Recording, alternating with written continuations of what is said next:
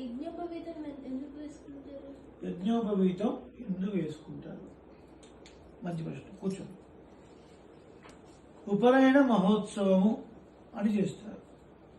ఈ యజ్ఞోపవీతము బ్రాహ్మణ, క్షత్రియ, వైశ్య ఈ 3 వర్ణాలకి అన్నమాట.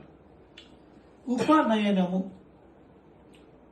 అంటే నయతీత్య నయ, పొందించున్నది. ఉప అంటే దగ్గరగా, ఉప అంటే దగ్గరగా, అంటే పరమాత్మకు దగ్గరగా పొందించున్నది.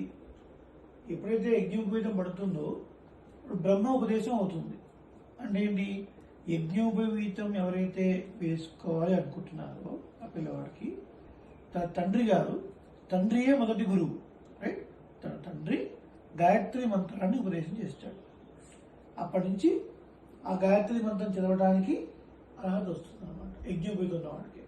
అంతేగాని కాలింగ్ బెల్లో గాయత్రి మంత్రం, కార్ రివర్స్ హారన్ గాయత్రి మంత్రం, సెల్ ఫోన్ గాయత్రి మంత్రం అట్లా పెట్టుకోకూడదు. దానికి కారణం ఏంటంటే మంత్రం అంటే చెప్పండి, మననేన త్రాయతే ఇది మంత్ర.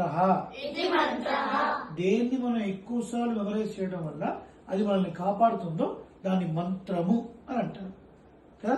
దాన్ని చాలా జాగ్రత్తగా సీక్రెట్ గా ఉంచాలి. యోగ్యమైన వాళ్ళకి ఉపదేశం చేయాలి. అంతేగాని calling below car reverse horn పెడితే అది మంత్రం ఎట్లా అవుతుంది చెప్పండి? చదవకూడదు. గాయత్రి మంత్రం చదవకూడదు. ఉపనయనం అయిన వాళ్ళు మాత్రమే, బాయ్స్ అందరు కాదు, ఉపనయనం యజ్ఞోపవీతం వాళ్ళు మాత్రమే చదవాలన్నమాట.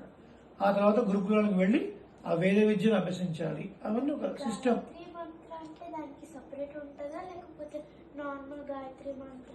గాయత్రి మంత్రం ఒకటే ఉంటుంది.